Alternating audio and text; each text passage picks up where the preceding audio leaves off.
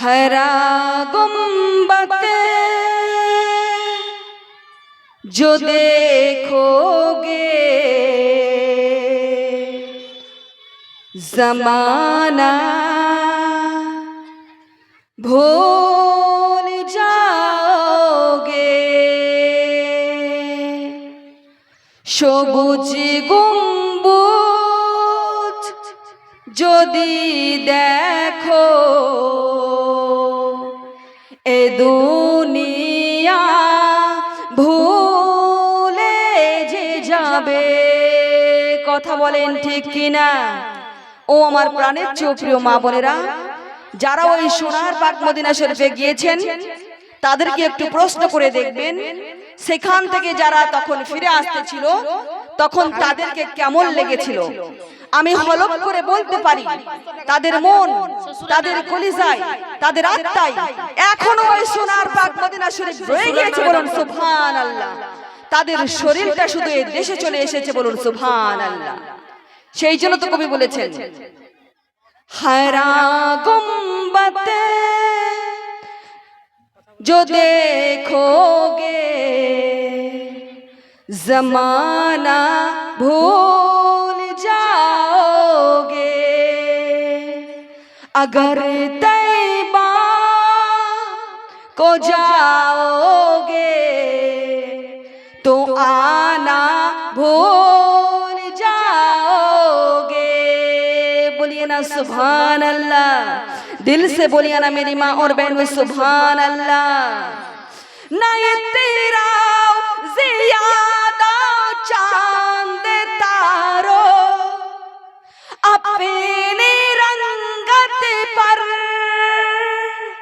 ना ये तेरा ज़ियादा चांद तारो अपनी रंगत पर। मेरे आका को देखोगे चमकना भूल जाओगे।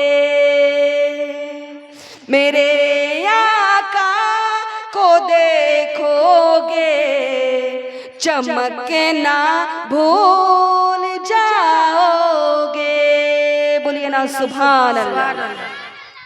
मेरे नाबी की नाते जो तुम एक बार दिल से सुन लोगे, मेरे दाबा कि तुम गाना बजाना भूल जाओगे।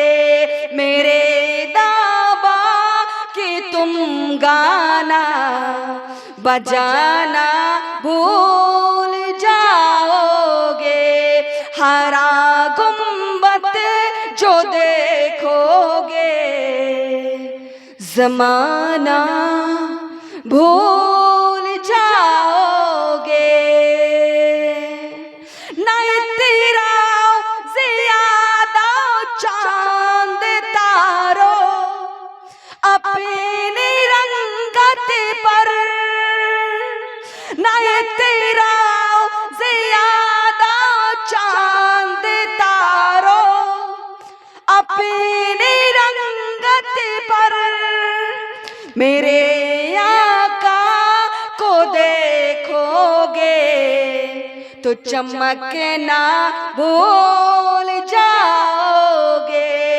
मेरे आका को देखोगे चमकना भूल जाओगे। बोलिए ना सुभान अल्लाह। दिल से बोलिए ना मेरी माँ और बहनों सुभान अल्लाह। तो मोहब्बत अल्लाहुम्मा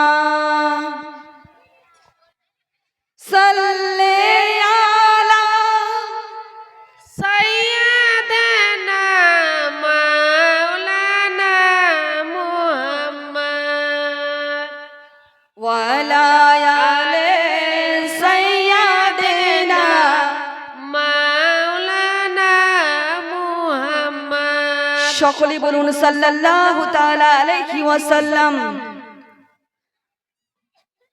14ই শাবান দিবগত রাত লাইলাতুল বরাতের রাত আম্মা জান আয়েশা রাদিয়াল্লাহু তাআলা আনহার ঘরে আমার আপনার নবী আরাম করছেন, বলুন সুবহানাল্লাহ। আর খেদমত করছেন আমার নবী পাকের, বলুন সুবহানাল্লাহ।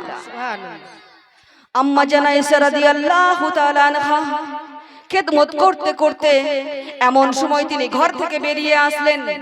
ঘর থেকে বেরিয়ে আসার পর আকাশে লক্ষ্য করে দেখে যে আকাশে কোটি কোটি তারা ঝলমল ঝলমল করছে, বলুন সুবহানাল্লাহ। আম্মা জান আয়েশা রাদিয়াল্লাহু তাআলা আনহা আবার ঘরের ভিতরে প্রবেশ করলেন। আমার নবীকে গিয়ে বলছেন, ইয়া রাসূলুল্লাহ, আমি আকাশে লক্ষ্য করে দেখলাম আকাশে কোটি কোটি তারা ঝলমল ঝলমল করছে। ইয়া রাসূলুল্লাহ, আপনি কি জানেন আকাশে যতটা তারা আমি দেখেছি এতটা নেকি এই দুনিয়ার কোনো মানুষের আছে নাকি? বলুন সুবহানাল্লাহ। আরে জ্ঞানীর জ্ঞানী আল্লাহ যাকে গানিয়েছেন মহাজ্ঞানী মহামানব, তিনি সবকিছুই জানেন। কথা বলেন ঠিক কিনা? অনেকে বলে থাকে নবী কিছুই জানে না, নবী কিছুই জানে না। আমি তাদেরকে বলতে চাই, আরে জ্ঞানের জ্ঞানী আল্লাহ যাকে বানিয়েছেন মহাজ্ঞানী মহামানব, তিনি সবকিছুই জানেন। কে জান্নাতে যাবে আমার নবী তাও জানে, কে জাহান্নামে যাবে আমার নবী তাও জানে, কার কতটা গুনাহ আছে আমার নবী তাও জানে, কার কতটা নেকি আছে আমার নবী তাও জানে। কারণ আমার আল্লাহ আমার রাসূলুল্লাহকে সব জানিয়ে দিয়েছেন, বলুন সুবহানাল্লাহ। আমার প্রিয় নবী সাল্লাল্লাহু তাআলা আলাইহি ওয়াসাল্লাম আম্মা জান আয়েশা রাদিয়াল্লাহু তাআলা আনহাকে বলছেন, বিবি আয়েশা, তুমি আকাশে যতটা তারা দেখেছো অতটা নেকি আমার ওমর ফারুকের জীবনে, বলুন সুবহানাল্লাহ। আম্মা জান আয়েশা রাদিয়াল্লাহু তাআলা আনহা কথাটা শোনার পর তিনি মুখটা ভারী করে দিলেন। আম্মা জান আয়েশা রাদিয়াল্লাহু তাআলা আনহা মুখটা ভারী করে দিয়েছেন। আমার আপনার নবী প্রিয় নবী সাল্লাল্লাহু তাআলা আলাইহি ওয়াসাল্লাম বিবি আয়েশাকে বলছেন, বিবি আয়েশা, তুমি মুখটা ভারী করে দিলে কেন? তোমার কি হয়েছে? বিবি আয়েশা বলেন, ইয়া রাসূলুল্লাহ, ইয়া হাবিবাল্লাহ নবী গো, আকাশে যতটা তারা আমি দেখেছি অতটা নেকি যদি তোমার ওমর ফারুকের জীবনে হয়, তাহলে আমার আব্বা আবু বকরের নেকি কোথায় গেল? বলুন না সুবহানাল্লাহ। আমার আপনার নবী করিম সাল্লাল্লাহু তাআলা আলাইহি ওয়াসাল্লাম বলছেন, বিবি আয়েশা, তোমার আব্বার এক রাতের নেকি আর আমার ওমরের সারা জীবনের নেকি, এই দুইটা নেকিকে যদি এক পাল্লায় নাপা হয় তাহলে তোমার আব্বার নেকির পাল্লাটা বেশি ভারী হবে, বলুন সুবহানাল্লাহ। সেটা ছিল কোন রাত? কোন রাতে আবু বকর সিদ্দিক রাদিয়াল্লাহু তাআলা আনহু এতটা নেকি করেছিলেন, বলুন সুবহানাল্লাহ। সেটা ছিল মক্কা থেকে মদিনায় হিজরতের রাত, বলুন সুবহানাল্লাহ। আমার নবীর বয়স যখন 53, তখন তিনি আল্লাহর হুকুমে হিজরত করতে বেরিয়ে পড়লেন। শেরে খোদা হযরত আলী রাদিয়াল্লাহু তাআলা আনহুকে বলছেন, ইয়া রাসূল, শেরে খোদা হযরত আলী রাদিয়াল্লাহু তাআলা আনহুকে বলছেন, সেলুনা বিবি 500 টাকা, তুমি নামটা এমনিতে লিখে নাও না কেন? মাইকে বলার কি দরকার আছে? হ্যাঁ, শেরে খোদা হযরত আলী রাদিয়াল্লাহু তাআলা আনহুকে বলছেন, তুমি আমার বিছানায় শুইয়ে যাও। শেরে খোদা হযরত আলী রাদিয়াল্লাহু তাআলা আনহু কোনো দ্বিধা না করে আমার রাসূল পাকের বিছানা মোবারকে শুয়ে পড়লেন, বলুন সুবহানাল্লাহ। এরা কারা? এরা কারা? ও আমার প্রাণের প্রিয় মা বোনেরা, আপনারা মনোযোগ সহকারে শুনুন, হৃদয়ের জানালা খুলে দিয়ে শুনুন, কানকে খাড়া করে দিয়ে শুনুন। অনেক লম্বা বড় হাদিস একটা আপনাদের সম্মুখে তুলে ধরেছি মা, সংক্ষিপ্তভাবে আপনাদের সম্মুখে পেশ করছি। আপনারা ধৈর্য সহকারে আপনারা আমার কথাগুলো শ্রবণ করুন, ইনশাআল্লাহ আপনাদের কাজে আসবে। সেরকম হযরত আলী রাদিয়াল্লাহু তাআলা আনহু কোনো দ্বিধা না করে আমার রাসূল পাকের বিছানা মোবারকে শুয়ে পড়লেন। আর আমার নবী, আপনাদের নবী সরকারে মদিনা রাহমাতাল লিল আলামিন চলে গেলেন আবু বকর সিদ্দিকের বাড়িতে, বলুন সুবহানাল্লাহ। আবু বকর সিদ্দিকের বাড়িতে যেমনি গিয়েছে, যেমনি দরজায় নক করেছে, আবু বকর সিদ্দিক রাদিয়াল্লাহু তাআলা আনহু সঙ্গে সঙ্গে দরজার দুইটি পাট খুলে দিল, বলুন সুবহানাল্লাহ। আমার নবীজি আশ্চর্য হয়ে গেলেন, আবু বকর সিদ্দিক, সবে মাত্র একটা ঠোকা দিয়েছি, তুমি কেমন করে সঙ্গে সঙ্গে দরজাটা খুলে দিলে? আবু বকর সিদ্দিক বলছেন, ইয়া রাসূলুল্লাহ, আপনি 6 মাস আগে বলেছিলেন আপনি মক্কা থেকে মদিনায় হিজরত করতে যাবেন, কিন্তু আপনি কবে যাবেন সেটা আপনি বলেননি। আমি সেই দিন থেকে আমি আবু বকর সিদ্দিক আমি বিছানায় ঘুমাইনি, বলুন সুবহানাল্লাহ। আমি বিছানায় পেট লাগাইনি, আমি আবু বকর সিদ্দিক দরজার সামনে হিলাম দিয়ে দিয়ে ঘুমাই, বলুন সুবহানাল্লাহ। কতটা মহব্বত, কতটা ভালোবাসতেন, বলুন সুবহানাল্লাহ। ও আমার প্রাণের প্রিয় মা বোনেরা, আবু বকর সিদ্দিক রাদিয়াল্লাহু তাআলা আনহুকে আমার নবী বলেছিলেন 6 মাস আগে যে আমি মক্কা থেকে মদিনায় হিজরত করতে যাব, কিন্তু কবে যাব সেই কথাটা আমার নবীজি বলেনি। কিন্তু সেই দিন থেকে আবু বকর সিদ্দিক বিছানায় ঘুমায়নি, বলুন সুবহানাল্লাহ। তিনি দরজার সামনে পেট লাগিয়ে ঘুমাতেন, বলুন সুবহানাল্লাহ। আবু বকর সিদ্দিক রাদিয়াল্লাহু তাআলা আনহু আমার দয়ার নবীকে নিয়ে চলে গেলেন হিজরতের উদ্দেশ্যে, বলুন সুবহানাল্লাহ। একটা উঁচু পাহাড় ছিলেন, সেই পাহাড়ের নাম ছিল সূর পাহাড়, বলুন সুবহানাল্লাহ। সেই সূর পাহাড়ে আবু বকর সিদ্দিক রাদিয়াল্লাহু তাআলা আনহু উঠছেন। আমার দয়ার নবীকে কিছুক্ষণ সামনে নেন, কিছুক্ষণ পিছনে নেন, কিছুক্ষণ ডাইনে নেন, কিছুক্ষণ বামে নেন, আর বলেন ইয়া রাসূলুল্লাহ, আসুন না আপনি আমার বুকে লেগে যান, আপনি আমার বুকে লেগে যান। আপনাকে দেখে ওই সুরাটা তীর মারতে চাই ইয়া রাসূলুল্লাহ, আমার চিন্তা লেগে যায়। ওই তীর যদি আপনার নুরানি পেট মুবারকে পড়ে যায়, আমার চিন্তা লাগে। আসুন না ইয়া রাসূলুল্লাহ, আপনি আমার বুকে লেগে যান, আপনি আমার বুকে লেগে যান। সিদ্দিক আকবর রাদিয়াল্লাহু তাআলা আনহু আমার নবীকে কিছুক্ষণ সামনে নেন, কিছুক্ষণ পিমে নেন, কিছুক্ষণ পিছনে নেন, কিছুক্ষণ ডাইনে নেন, কিছুক্ষণ বামে নেন, আর কিছুক্ষণ কাঁধে নেন, আর কিছুক্ষণ বুকে লাগিয়ে নেন। এইভাবে তিনি সূর পাহাড়ের উপরে উঠলেন, বলুন সুবহানাল্লাহ। শুধুমাত্র আঙ্গুলের দ্বারা ভর করে করে ওই সূর পাহাড়ে উঠলেন। ওই সূর পাহাড়ে উঠার পর ওই সূর পাহাড়ে একটা গর্ত ছিল।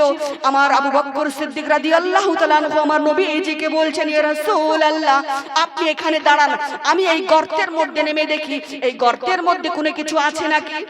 আবু বকর সিদ্দিক রাদিয়াল্লাহু তাআলা আনহু ওই গর্তের মধ্যে নামলেন। ওই গর্তের মধ্যে আবু বকর সিদ্দিক দেখতে পেলেন অনেকগুলো ছোট ছোট ছিদ্র আছে। তেনার পাকড়ি দ্বারা ওই ছিদ্রগুলি তিনি বন্ধ করতে লাগলেন। একটা ছিদ্র তিনি বন্ধ করতে পারলেন না, তেনার পায়ের গোড়ালিখানা তিনি ছিদ্রের মধ্যে আটকে দিলেন, বলুন সুবহানাল্লাহ। আমার দয়ার নবী নিচে নেমে আসলেন। আমার দয়ার নবী বড্ড ক্লান্ত ছিল। আমার নবী সিদ্দিকের কাঁধে আরাম করছেন। হঠাৎ করে ওই গর্তের মধ্যে একটা সাপ ছিল। আবু বকর সিদ্দিক রাদিয়াল্লাহু তাআলা আনহুর পায়ে ওই সাপ কামড় বসিয়ে দিয়েছে, বলুন সুবহানাল্লাহ। ও আমার প্রাণের প্রিয় মা বোনেরা, আবু বকর সিদ্দিক রাদিয়াল্লাহু তাআলা আনহু সাপের জ্বালায় যারা জীর্ণ হয়ে গিয়েছে, আবু বকর সিদ্দিক তবুও পা টেনে নেয় না, আমার রাসূল পাককে তিনি জাগান না। আবু বকর সিদ্দিক তিনি সাপের জ্বালায় যারা জীর্ণ হয়ে গিয়েছে, যখন আবু বকর সিদ্দিকের চোখের পানি আমার রাসূল পাকের চেহারা মোবারকে পড়ে গিয়েছে, আমার রাসূল পাক জেগে গিয়েছে।